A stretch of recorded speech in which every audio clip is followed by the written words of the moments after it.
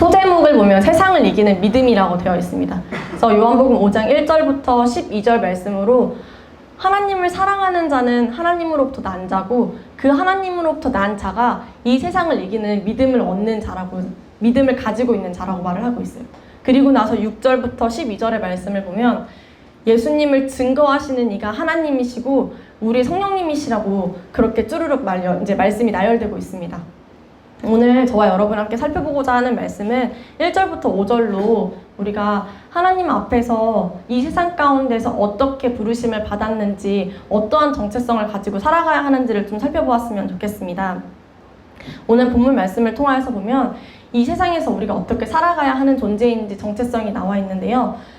이 세상에서 우리가 살아가는 우리의 정체성은 다른 것이 아니라 이 세상에서 성공하는 삶을 살아가는 자가 아니라 이 세상을 이기는 자가 돼야 되는 것이 우리의 정체성이라고 말하고 있습니다. 그런데 이 세상은 우리가 세상을 이기며 살아가야 하는 존재이기 때문에 우리를 끊임없이 핍박하고 박해하고 또는 유혹합니다. 그런데 생각해보면 지금 우리가 살아가는 이 세대 속에서 기독교인이라고 해서, 그리스도인이라고 해서 핍박을 받으시나요? 아니요. 그쵸. 저도 핍박을 안 받아요. 제가 전도사라고 해서 어디 가서 핍박받진 않더라고요. 어디 가서 박해받진 않더라고요. 그런데 전도사인 저나 그리스도인으로 모인 저와 여러분이 세상을 살아가다 보면 엄마의 자리에, 아빠의 자리로서, 또 선생님의 위치에서, 또 학생의 위치에서, 또 어떤 직업, 내 직장 안에서 내 위치에 따라서 나에게 주어지는 유혹과 시련은 참 많은 것 같습니다. 그리스도인이라서 내가 이렇게 해야 하나? 해도 될까? 근데 내 마음에서 성령님께서 말씀하시기에는 내게 주시는 이 감정으로는 이게 옳지 않은 것 같은데, 그런데 내 주위에 있는 여러 명의, 우리 직장 동료의 여러 명의 그리스도인들, 나와 함께 걸어가고 있는 그리스도인들을 보면 해도 괜찮을 것 같은데 뭐가 맞지? 한 번쯤은 괜찮지 않을까? 내 자녀가 이 땅에서 한 번 태어나서 한 번 살아가는데 조금 더 편한 인생을 살기 위해선 이 정도는 괜찮지 않을까? 내가 학생된 자녀로, 내가 자녀된 입장에서 학생으로서 내가 한평생 살아가는데 내가 조금 더 좋은 위치에서 조금 더 좋은 자리에서 하나님의 영광을 높여드리면 되지. 하나하나 그렇게 우리 가운데 달콤한 유혹은 참 많은 것 같아요. 제가 이걸 보면서 우리 가운데에서 기독교인으로 박해받는 게 뭐가 있지? 박해받았을 때는 어땠지?를 생각했을 때는 초대교회가 많이 생각났습니다. 초대교회를 바라보면 초대교회 역사를 볼 때 기독교가 공인되지 않았을 때는 박해받고 핍박받고 기독교인이라는 그 이유 하나만으로 시민권을 빼앗겼고 재산을 몰수당했고 기독교인이라는 것 하나만으로도 세상 사람들에게 멸시받고 천대받는 사람들이었습니다. 그래서 이들은 오히려 박해받는 그 당시에는 정말 언덕 위에 세워진 빛나는 집처럼 그리스도인들은, 기독교인들은 순교를 각오한 참된 신앙인들이었습니다. 정말 예수님을 우리의 머리 삼고 예수님을 위해서는 정말 사도 바울과 같은 마음으로 우리 초대 기독교의 우리 믿음의 선조들의 마음처럼 순교하며 살아가던 사람들이었습니다. 그런데 로마가 기독교를 이제 밀라노 칙령이 발표가 되면서 공인이 되고 나니까요, 너무 좋아졌어요. 신앙생활하기 너무 좋아졌어요. 내가 빼앗겼던 시민권도 다시 되찾았고요. 몰수당했던 교회의 재정도 다 다시 되찾게 되었어요. 그리고 황제가 기독교를 공인해주면서 기독교를 인정해주고 기독교의 사제들을 더욱더 높여주면서 그 자리에 권위와 권세를 부여해줬더니 세상 사람들이 그렇게 멸시하고 천대받고 기피했던 교회가요, 내가 출세하기 위해서 오는 자리가 되었어요. 교회에 모인 사람들을 기독교가 공인된 이후에 바라보면 내가 황제의 눈에 조금 더 띄어서 기독교 사제의 눈에, 기독교 그 당시 사역자들의 눈에 조금 더 띄어서 내가 황제와 만찬 자리 가운데 함께 갈 수 있진 않을까? 내 자리에서 조금 더 출세할 수 있지 않을까? 황제가 인정하는 기독교이기 때문에 정말 많은 것들이 좋아지고 정말 많은 풍요로움들이 있었고요. 기독교 사역자라고 해서, 사제라고 해서 더 많은 것들을 누릴 수 있던 시대였습니다. 그런데 오히려 이 당시의 평을 보면 기독교는 핍박과 박해가 있던 그 시절의 기독교는 불로 시험을 받았다면 공인이 된 이유는 호의로, 세상의 호의로 시험을 받았다라고 기록이 되어 있어요. 이런 것처럼 세상의 유혹은 당시 초대교회에만 있던 것은 아닌 것 같습니다. 지금 저와 여러분이 살아가고 있는 이 세상만 보아도 세상의 유혹은 다른 게 아니라 이 세상이 주는 호의로 우리가 이 땅에서만 살아가는 사람인 것처럼 이 땅에서 잘 먹고 잘 살고 부귀영화를 잘 누리고 살고 나면 끝나는 사람인 것처럼 착각하게 만듭니다. 내가 다른 것이 아니라 내 손 가운데에 세상이 주는 호의로 하나하나 채워가기 시작하고요. 우리의 마음 가운데에 교회에 나와서는 주님을 부르지만 저 문을 나가고 나서 일주일 동안 세상을 살아가면서 내 삶의 터전 가운데에서 하나하나 차곡차곡 쌓이는 내 마음 가운데 있는 사랑을 보면 주님을 향해 있는 것인지 이 세상이 나에게 주는 그 호의를 누리기 위해서 세상을 살아가고 있는 마음들이 점점 쌓이는지 이번 한 주간 저와 여러분을 조금 더 체크해 보시고 조금 더 민감하게 이 부분에 있어서 반응하는 시간들이 됐으면 좋겠습니다. 그래서 이 세상은 지금도 여전히 우리에게 내가 주는 호의로 너네가 출세해, 내가 주는 호의로 너희들이 이 땅 가운데 성공하며 살아, 그렇게 계속해서 달콤하게 유혹합니다.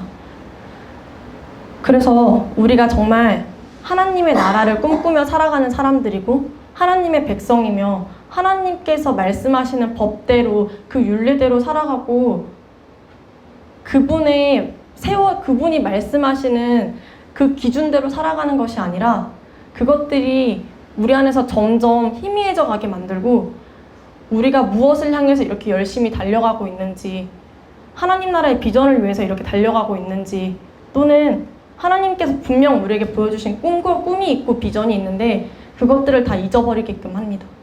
우리의 꿈과 비전을 명확하게 보았고 명확하게 들었다고 해서 내 삶의 터전이 바로 바뀌지 않거든요. 꿈과 비전을 정확하게 명확하게 정말 어떻게 의심할 수 없게끔 나에게 말씀해 주셨을지라도 내 삶의 터전이 바로 변화되지 않거든요. 저는 그래서 그게 가장 부러웠어요. 담배 피시던 분이, 술 마시시던 분이 어느 날 갑자기 하나님의 은혜를 경험하고 담배 냄새가 역해지고 술 그 알코올 냄새가 역해져서 단번에 끊어졌다라고 하잖아요. 저는 이런 간증을 들으면 왜 하나님이 저분만 저렇게 사랑하실까? 나도 그렇게 습관적인 죄에서 바로 단번에 돌이켜주시지. 그게 정말 제가 어렸을 때 너무, 솔직히 지금도 너무 부러워요. 그냥 한 번에 이렇게 뒤로 딱 돌이켜주셨으면 좋겠는데 그렇지 않더라고요. 제가 훈련해야 가야 하더라고요. 그래서 말씀을 준비하면서 제 마음속에 이 부러움들이 조금은 사라졌을 줄 알았거든요. 그런데 여전히 있는 제 모습을 발견하면서 하나님, 저는 여전히 하나님께서 저를 그냥 정말 이렇게 종이 뒤집듯이 제 성품을, 모난 성품, 습관적인 죄에 자꾸 넘어지는 저의 모습들, 또 저의 연약한 모습들을 단번에 변화시켜 주셨으면 좋겠어요. 제가 너무 연약하고 끈기가 없고 뒷심이 약하다 보니까 계속적으로 이렇게 훈련해 나가는 것들이 너무 힘들어요, 하나님.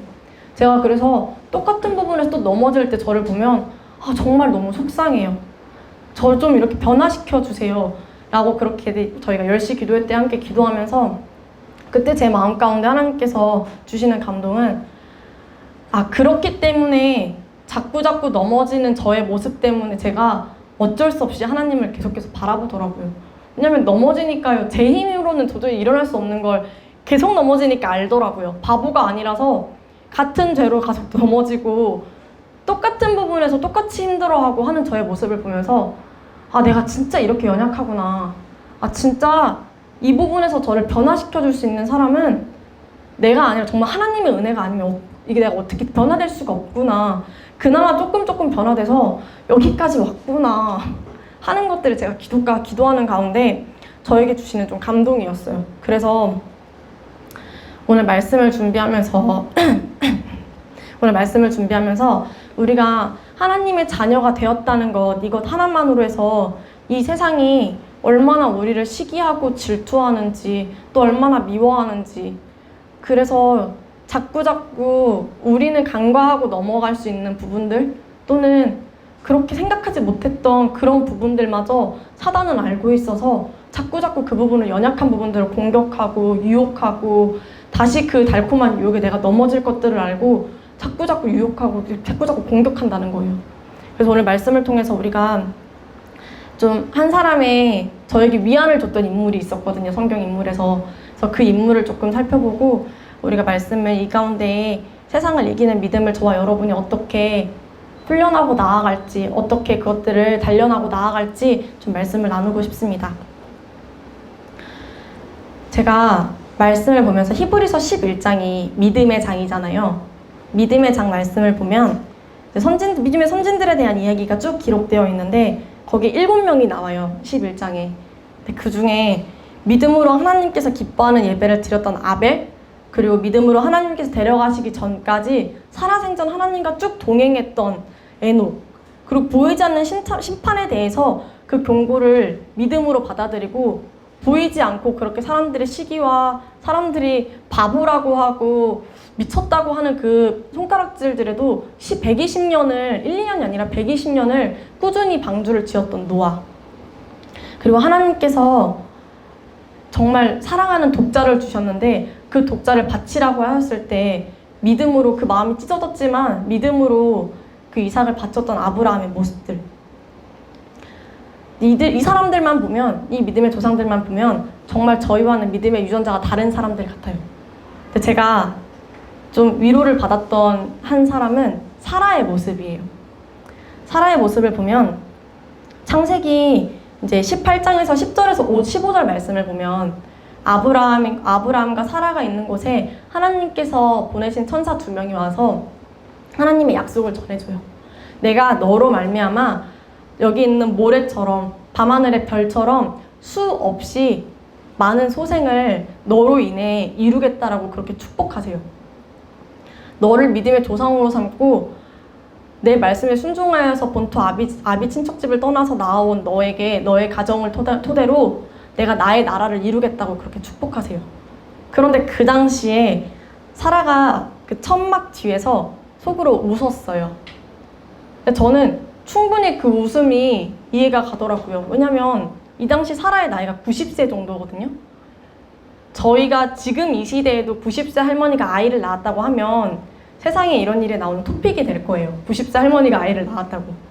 근데 사라가 이 당시에 딱 똑같은 이야기였어요. 90세 된 할머니가 아이를 갖게 되고 그 아이를 통하여 하나님의 민족을 이루어 나가신다라는 그 축복의 말씀은, 그 말씀을 들었을 때 하나님의 말씀이지만 어쩔 수 없이 의심이 됐고 어쩔 수 없이 그 말씀을 믿음으로 바로 받아들이기는 힘들었어요. 그래서 우리가 너무나 잘 아는 것처럼 사라는 그 약속의 말씀을 믿고 기다리다가 의심이 되고 또 하나님의 말씀 가운데서 회의되는 부분들이 있다 보니 내가 아니라 나의 여종인 하갈을 통해서 하나님의 나라를 민족을 이루실 수도 있겠구나라는 인간적인 생각을 하게 돼요. 그래서 이스마엘이라는 아이를 낳게 되고 그 가운데 또 시련들이 생기게 됐지만 근데 결국은 사라는 이렇게 의심하고 넘어지고 하나님의 약속 가운데에서 회의하고 넘어지고 이런 부분들은 분명히 있었지만 사라가 믿음의 장인 히브리서 11장에 기록된 이유는 단 한 가지예요. 그 어떠한 것이 아니라 신실하신 하나님의 약속을, 그 신실하신 하나님을 믿고 꾸준히 바라봤다는 거예요. 의심해서 넘어질 때도 있었고 의심해서 긴가민가 할 때도 분명히 있었지만 저와 여러분의 모습과 똑같지만 우리와 조금 달랐던 부분은 사라는 그래도 그 약속을 놓지 않았어요. 신실하신 하나님을 끊임없이 바라봤어요. 그 하나만으로 하나님께서 우리에게 믿음의 조상으로 우리가 흔히 말해서 믿음의 장이라고 하는 믿음을 이야기할 때 히브리서 11장이라고 말하는데 그 가운데에 유일하게 여자인 사라가 들어가게 되어 있어요. 그리고 이 열방의 어미라는 표현을 이 사라는 받게 되어요. 다른 게 아니라 그저 하나님을 바라봤다는 그 이유만으로요. 제가 말씀을 살펴보면서 사라는 정말 눈앞에 보이는 육체의 그 한계들로 인해서 의심도 많았고 그 의심들을 다 지울 수도 없었지만 내년 이맘때 분명 주신다고 하셨던 그 하나님의 약속을, 그 미쁘신 하나님을 계속적으로 신뢰했어요. 그리고 났더니 그 한 가지 귀한 믿음이 생기는 거예요. 아, 맞아. 내가 분명 실수도 했지만 하나님께선 신실하신 분이야. 하나님께선 거짓이 없으신 분이야. 하나님께선 믿음으로 이것들을 이루어 나가실 분이야. 분명 나는 할 수 없지만 하나님께선 하실 수 있는 분이야. 하나님께선 나를 지으시고 이 땅을 창조하시고 이 땅의 주권자 되신 분이잖아. 그렇게 하루하루 자기를 다독여, 의심이 계속적으로 머리를 들고 일어날 때마다 사라는 그렇게 자기를 다독였을 거예요. 사라가 처한 상황과 환경은 변함이 없었지만 사라의 믿음의 근거는 약속하신 하나님께서 신실하신 분임을 아는 데에 있었습니다. 우리도, 저와 여러분도 마찬가지일 거예요. 저와 여러분이 부르심 교회 가운데 한 공동체로 만나고 이곳 가운데에서 우리 각자의 부르심들을 하나하나 알아가면서 맞아, 하나님께서 나에게 이러한 부르심들을 주셨었지. 맞아, 하나님께서 나를 통해서 이러한 예배를 세운다고 하셨어. 하나님께서 나를 통해서 이 땅 가운데 이러한 일들을 이루신다고 하셨어. 나를 통해서 이 열방을 통해 이러한 비전이 있다라고 말씀하셨어 라고 분명 약속하신 그것들이 있을 거예요. 그런데 세월이 지나면서 하나하나 희미해졌던 부분들도 있고 그 믿음의 약속 가운데에 먼지가 쌓인 부분들도 분명 있을 거예요. 이 시간 저와 여러분이 그 먼지들을 털어내고 다시 한번 고개를 들어서 신실하신 우리 주님을 다시 한번 바로 깨닫고 그 주님을 바라보는 시간이 되었으면 좋겠습니다. 그 약속의 믿음의 약속을 다시 다 먼지를 털어낸다 하더라도 결코 저와 여러분의 환경은 변하지 않을 거예요. 건강 문제며 관계 문제며 가정의 문제며 여러 가지의 문제들 가운데에서 우리를 둘러싸고 있는 것들이 하루아침에 해결되진 않을 거예요. 그런데 이것들만 봐서는 우리의 상황에서 결코 하나님의 꿈을 잉태할 수 없을 것 같고 하나님께서 말씀하신 것처럼 이 땅 가운데에서 승리하는 삶을 살 수 없을 것 같습니다. 그런데 하나님에 대한 그 불신과 하나님의 약속에 대한 그 말씀에 대한 회의감들, 그리고 이런 마음들을 아예 없을 수는 없지만 이 마음들 가운데에서도 계속해서 맞아, 사라도 그랬었잖아. 맞아, 사라도 큰 실수를 했었잖아. 그래서 이스라엘을 끊임없이 괴롭히는 정말 큰 가시가 되었지만 그런 실수를 하기도 했지만 결국은 신실하신 하나님을 바라봤었지. 그리고 그 약속을 이루셨어. 맞아, 내가 지금 내 환경이 바로 처한 게 변화되진 않았지만 신실하신 내 하나님을 내가 믿음으로 바라보자. 그렇게 계속 결단하는 저와 여러분이 되었으면 좋겠습니다. 저는 이 말씀을 준비하면서 대통령이나 정치인들의 자녀들의 삶을 봤을 때 이 자녀들은 도덕적으로 더욱더 우리보다 높은 잣대에 엄격하게 주어지잖아요. 조그만 어떠한 부분이 있다 하더라도 그냥 일반 사람들의 엄마 아빠를 두었다면 별로 이슈가 되지 않았을 거고 그렇게 손가락질 받지 않았을 것 같은데 내 엄마 아빠가 유명인이라는 이유 하나만으로 이 자녀들에겐 좀 더 엄격한 잣대가 주어집니다. 그런데요, 그만큼 누리는 특권과 권리들은 무시할 수가 없어요. 물론 우리나라에서 정치인의 자녀들의 특권을 폐지해야 한다 이런 저런 말들이 있지만 어쩔 수 없이 그 지위에 있는 사람들의 자녀들로 태어나서 그 자녀들이 누리는 특권과 그 권위는 무시할 수가 없어요. 그리고 그렇게 누리고 있는 것들이 사실이에요. 근데 저와 여러분은 이 세상에서 어떠한 분도 아닌 하나님의 자녀예요. 하나님의 자녀이기 때문에 하나님께서 예수님에게 주셨던 그 능력과 권세가 지금 저와 여기 있는 여러분에게 동일하게 주어졌다는 것들을 우리가 믿음으로 선포하는 시간들이 되면 좋겠습니다.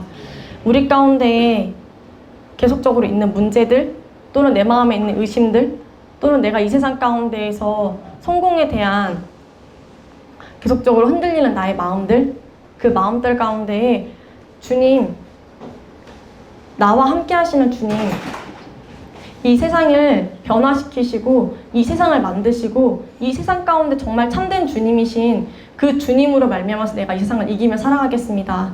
그 세상의 어떤 유혹 가운데에서도 내가 이 세상을 이기며 살아가겠습니다. 라고 우리가 매번 고백하지 않으면 나의 아빠가 누구인지를 까먹을 것 같아요. 내 아빠가 어떠한 분이시고 이 세상 가운데에 내 눈앞에 바로 보이지 않다 보니까 자꾸 희미해지지만 이 세상에서 문제가 다가올수록 내가 지금 하나님과 더욱더 친밀한 관계를 갖고 있구나. 그래서 자꾸 그 관계를 깨트리려고 나를 유혹하는구나. 내가 더 바라봐야지. 내가 내 아버지를 더 바라봐야지. 내가 아버지로 말미암아서 이 세상에서 믿음으로 이겨내야지. 이 세상을 당당히 이기는 믿음의 자녀로 살아가면서 나중에 훗날에 그 기록에서 성경에 이렇게 역사로 기록되어 있는 것처럼 또 모르잖아요. 훗날에 정말 훗날에 예전에 부르심 교회에 누가 있었는데 그가 몇 세까지 살았으며 몇 세에 이런 일들을 이렇게 일으켰으며 그렇게 기록에 남을지 어떻게 알겠어요. 그런 것처럼 저는 살짝 조금 바라거든요.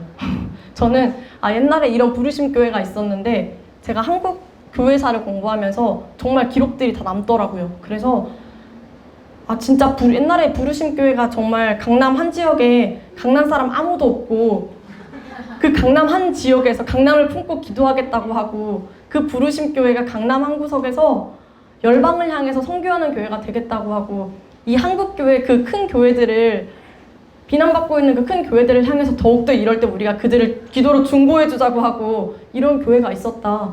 그 교회를 통해서 하나님들이 역사하셨더라.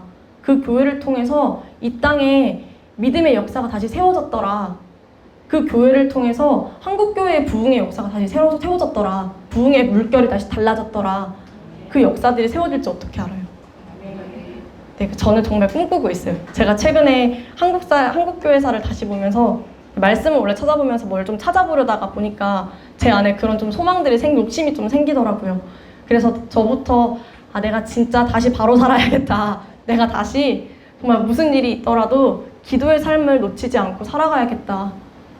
자꾸 혼탁해져가는 이 시대 가운데에서 저 또한 자꾸 혼탁해져 가더라고요.